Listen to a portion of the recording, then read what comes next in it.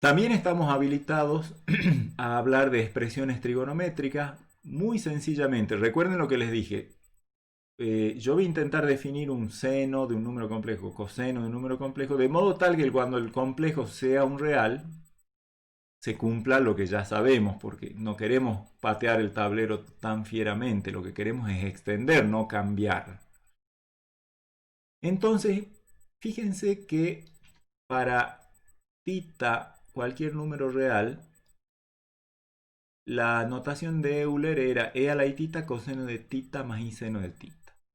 Por lo tanto, e a la menos i tita va a ser coseno de menos tita más i seno de menos tita, y por la paridad e imparidad de las funciones coseno y seno, va a ser coseno de menos tita es coseno de tita y seno de menos tita es menos seno de tita. O sea, estas dos expresiones valen para cualquier tita real.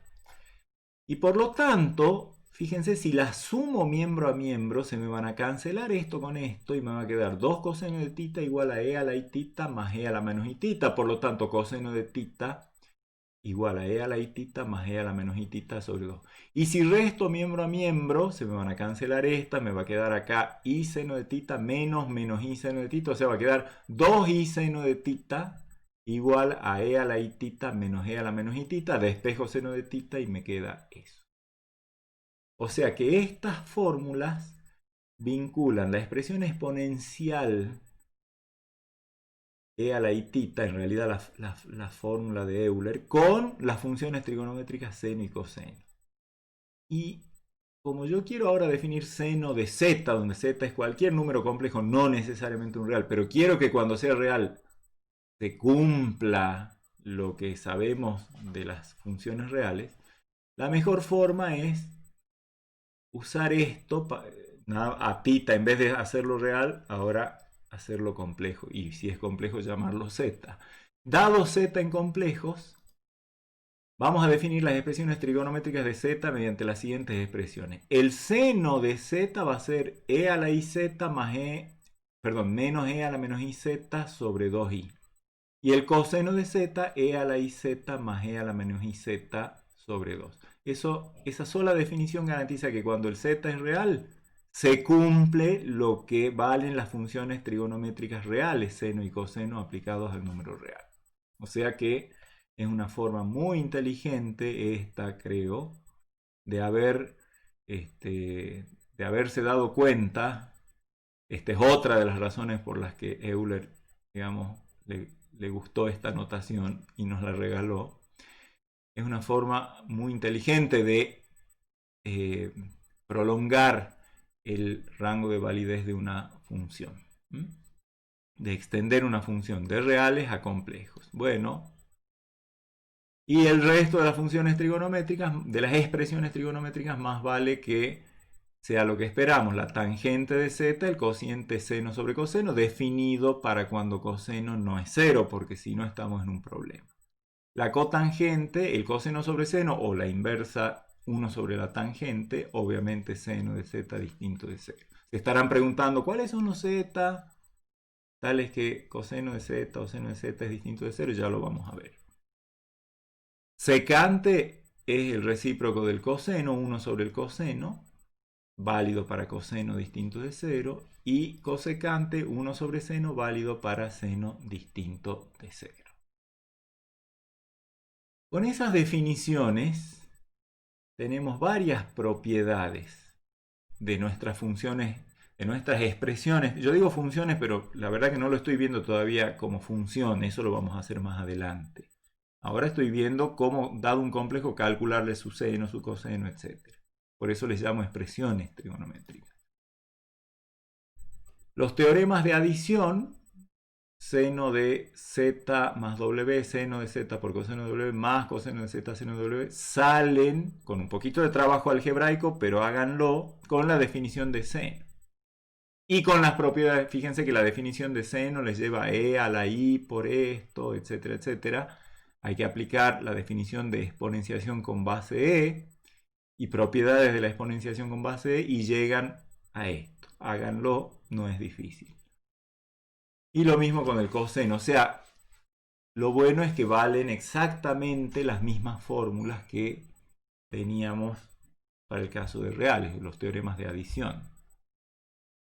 Y con ellos, dando apropiados valores a z y a w, obtienen una serie de propiedades adicionales. Por ejemplo, que la función seno es impar, la coseno es par, aún con, o sea, acá uno podría decir, pero eso no es ninguna novedad. No era ninguna novedad en reales, pero acabamos de extenderlo a complejos, así que bueno, pero se sigue verificando. El seno del doble es 2 seno por coseno. El coseno del doble es la diferencia entre los cuadrados de coseno y de seno. Seno de pi sobre 2 menos z es coseno de z, así que hay una estrecha vinculación entre seno y coseno.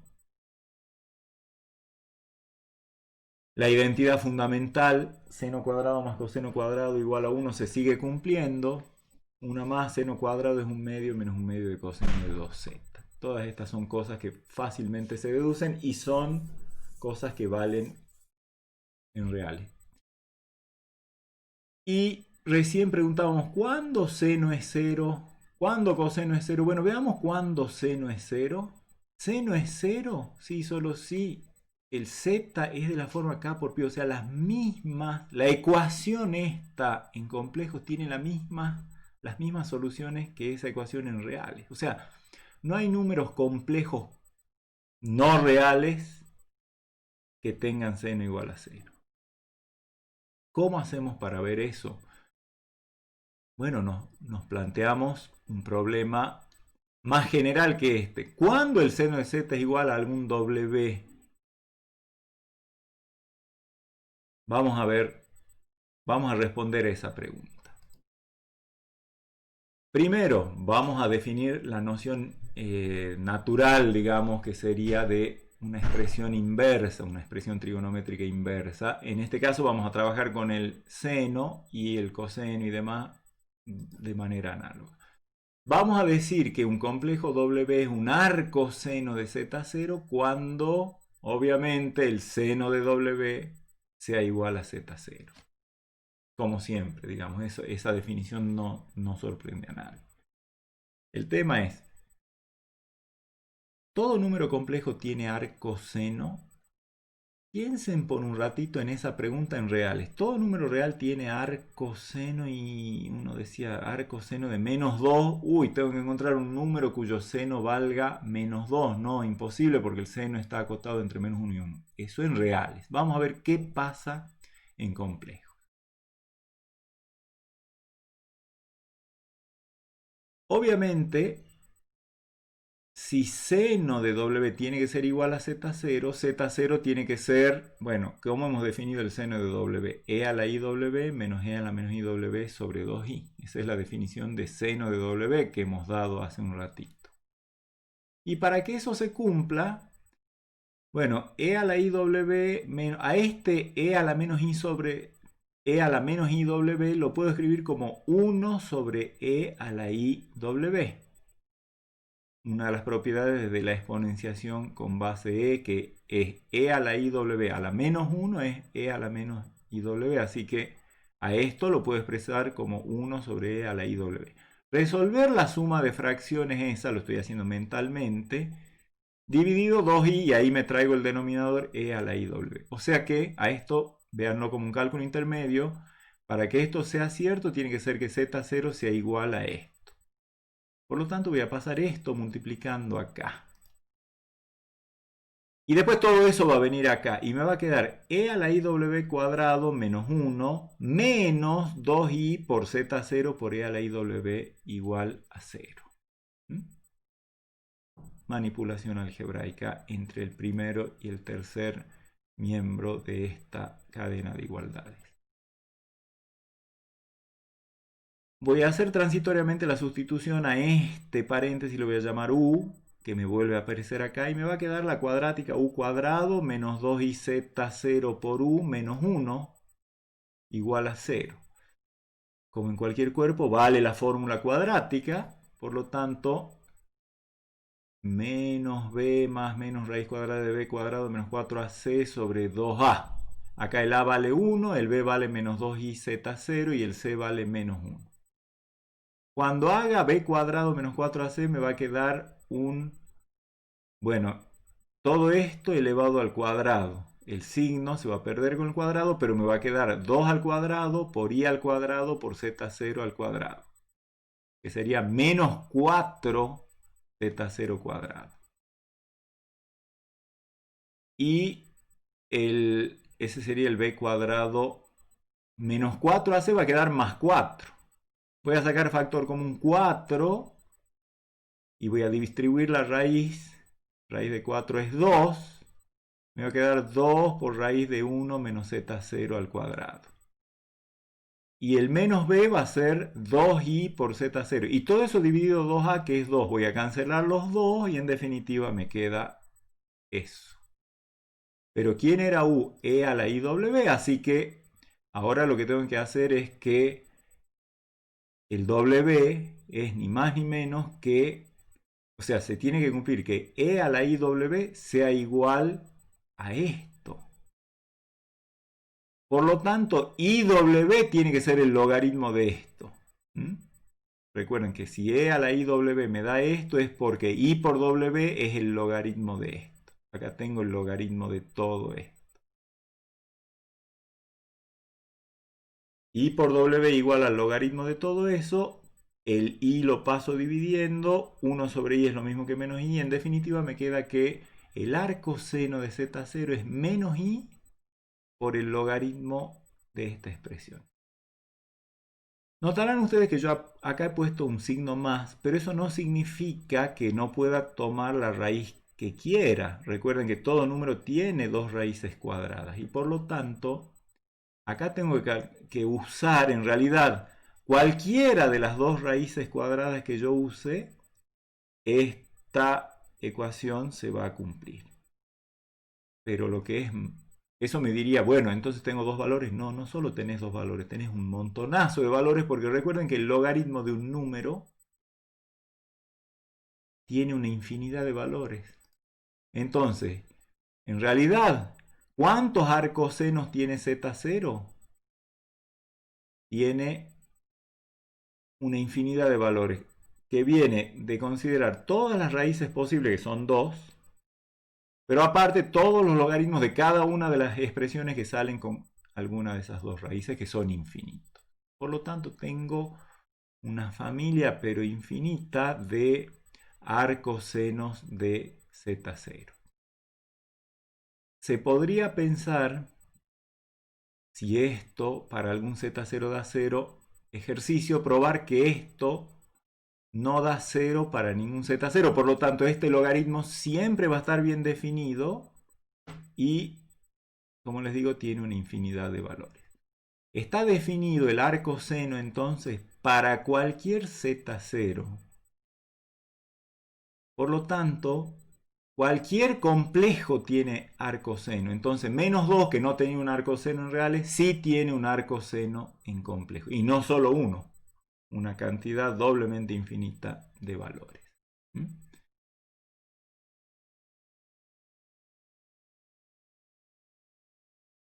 En particular, eso me dice la función, cuando veamos como función, o la expresión seno de un número complejo, sabemos que, por ejemplo, seno de un número real está acotado entre menos 1 y 1, pero esto me está diciendo que la función o la expresión seno en complejos no tiene módulo acotado. Es lo que nos está diciendo esto.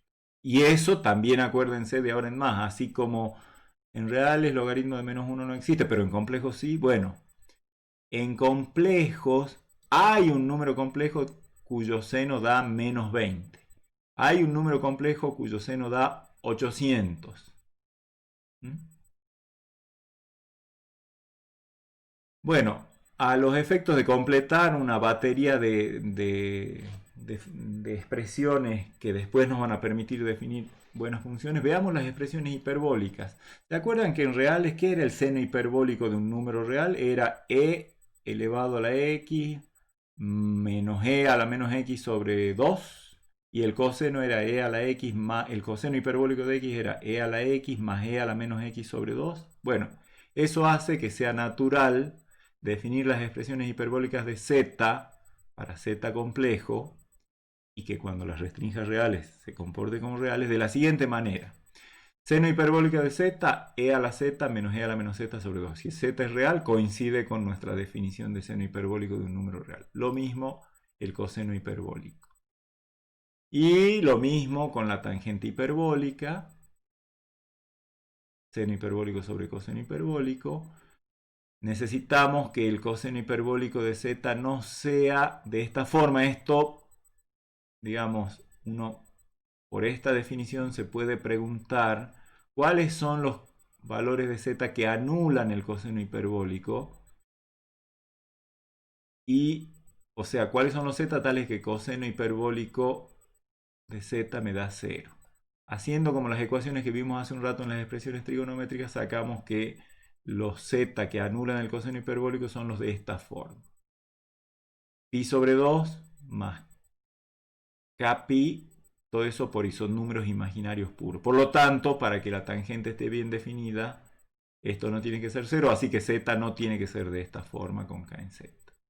Lo mismo la cosecante, 1 sobre seno hiperbólico, la secante hiperbólica, 1 sobre coseno hiperbólico, y la cotangente hiperbólica, coseno hiperbólico sobre seno hiperbólico, o 1 sobre tangente hiperbólica. Estas definiciones permiten inferir varias propiedades, pero la fundamental es que seno hiperbólico de i por z es i por seno trigonométrico común de z, así que hay todo lo que uno quiera estudiar de funciones hiperbólicas lo puede estudiar a través de funciones trigonométricas. Por eso es que más que nada nosotros en el curso nos vamos a concentrar en expresiones trigonométricas, pero bueno, como les digo, por razones de completar, digamos, una batería de ejemplos, estamos viendo las expresiones hiperbólicas. Y el coseno hiperbólico de i por z es el coseno de z directamente. Así que con eso se sacan rapidito varias propiedades como que también son conocidas en los reales. Por ejemplo, que el coseno al cuadrado menos el seno hiperbólico al cuadrado me da 1. El seno hiperbólico tiene teoremas de adición. Que el seno hiperbólico al cuadrado más el coseno hiperbólico al cuadrado es el coseno hiperbólico del doble de z, y un montón de otras propiedades se pueden deducir. La mayoría de ellas son expresiones parecidas a lo que las funciones hiperbólicas restringidas a reales tenían. Las funciones hiperbólicas inversas, obviamente, ¿qué va a ser un arco coseno? Algunos libros llaman argumento coseno hiperbólico, nosotros le llamamos arco aquí. Un arco coseno hiperbólico de un complejo Z0 va a ser un W, tal que el coseno hiperbólico de W sea Z0, y la forma de encontrarlo es muy análoga a la que hemos visto, la forma de encontrar el arco seno trigonométrico para un complejo Z0. Se pasa una ecuación cuadrática y después se recupera y se despejan las incógnitas y termina esta expresión. Pueden a título de ejercicio hacer esta deducción ustedes a modo de entrenarse. Y finalmente, la última operación que vamos a ver es potencia en general. Si yo tengo que hacer un complejo elevado a otro complejo, bueno, ya tengo algunos casos. Nosotros hemos visto un complejo elevado a un entero, un complejo elevado a un fraccionario. Ahora vamos a ver un complejo elevado a otro complejo.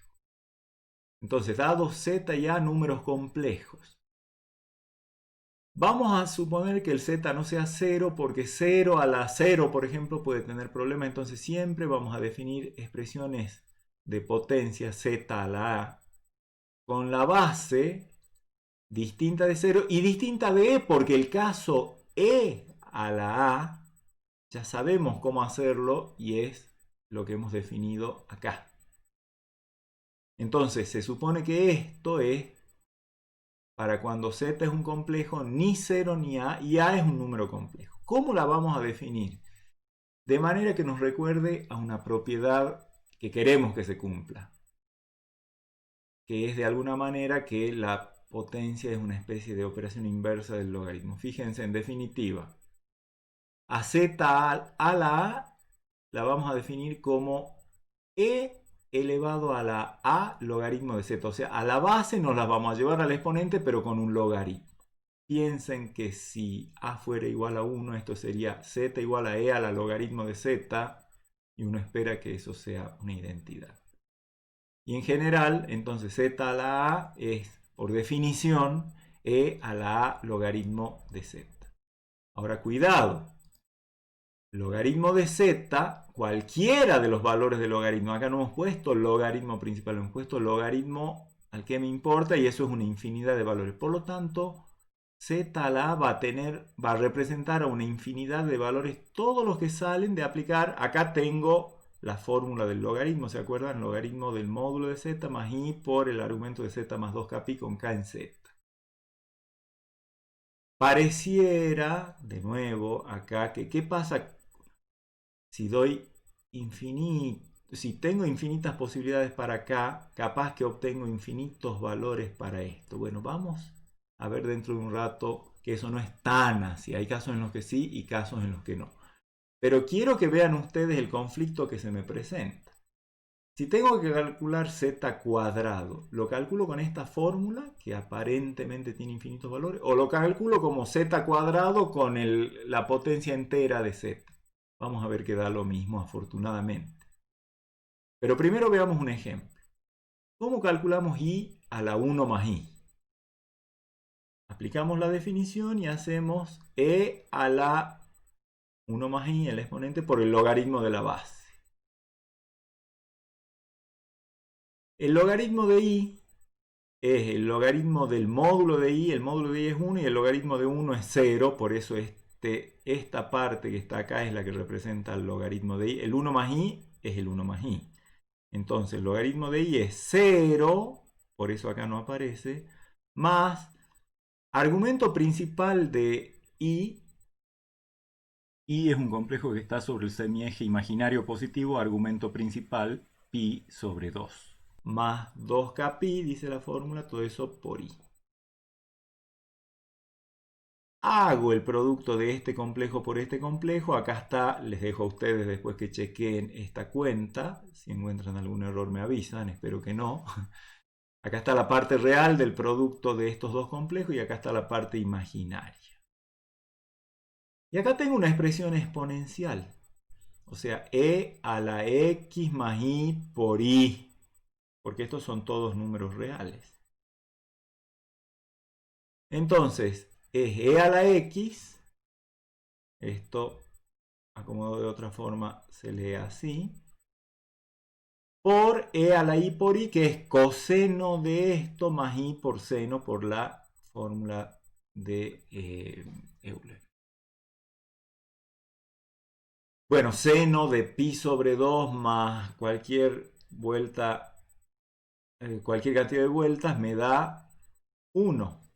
Y el coseno me da 0. Así que este es cualquiera sea el k, esto me da 0 y esto me da 1. Por lo tanto, esto queda i, porque es 0 más i por 1. O sea, 1 por i por e a la menos pi sobre 2 por 4k más 1 con k en z.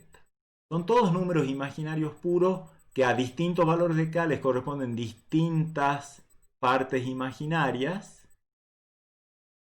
Acá esto no está, no hay un i que me diga que esto está funcionando como un argumento y podría yo especular con tener direcciones congruentes módulo 2pi. No, acá son números reales y este número real es diferente para cada valor diferente k entero que yo tome. Así que acá tengo una infinidad de valores. Entonces, para finalizar la clase, les quiero hacer unas observaciones respecto de la potencia en general. Cuando yo tengo que calcular z a la a y el z es e, o sea, e a la a tiene un solo valor que se calcula como e a la parte real por e a la i parte imaginaria, como hemos visto en esta sección de cálculo de e a la z.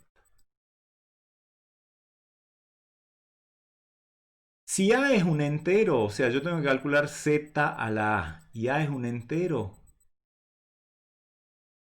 ustedes van a chequear en uno de los ejercicios que en ese caso z a la a tiene un solo valor y coincide con el de la fórmula de potencia entera. Menos mal, porque si no, miren, si yo para hacer una misma cosa tengo que adivinar con cuál receta hago, bueno, estamos locos. Pero no, hay consistencia total. Si tengo que calcular z a la a, donde a es un racional, z a la a tiene un número finito de valores. Y coinciden con los de la, si a es racional, es de la forma m, z, digamos, a racional, es de la forma m sobre n. Y esto queda como de la forma z a la m sobre n, que es la que usamos y vimos allá en la radicación. En particular, cuando el a tiene la forma 1 sobre n, z a la 1 sobre n coincide con raíz enésima de z, y eso es la razón que yo les decía hace un rato de por qué a veces al símbolo de raíz enésima de z se lo escribe z a la 1 sobre n. Porque esto, calculado con la fórmula de la potencia en complejos, coincide con la fórmula de radicación que hemos visto.